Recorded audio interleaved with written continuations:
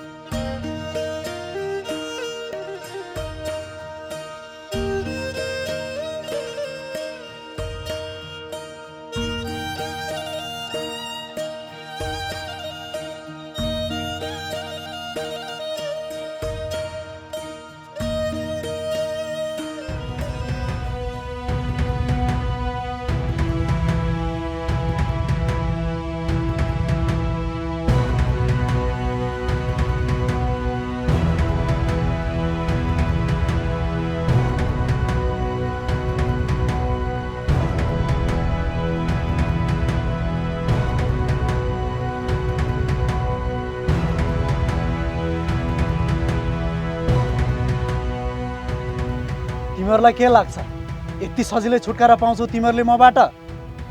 बाबु, मलाई तिमीबाट गल्ती भयो। अबदेखि यस्तो गल्ती कहिले हुँदैन। हाम्रो परिवारले तपाईँको अगाडि हात जोडेर माफी माग्छ। यो सब मालतीले मलाई जेल हाल्नुभन्दा अगाडि सोच्नु पर्ने थियो। मबाट गल्ती भयो। अब यो गल्ती मैले चाहेर पनि सुधार्न सक्दिनँ। तर मैले गरेको गल्तीको सजाय मेरो बा र आमालाई नदिनु। तैँले गरेको गल्तीको सजाय तैँले मात्र होइन, तेरो बाउ आमाले पनि पाउँछन्।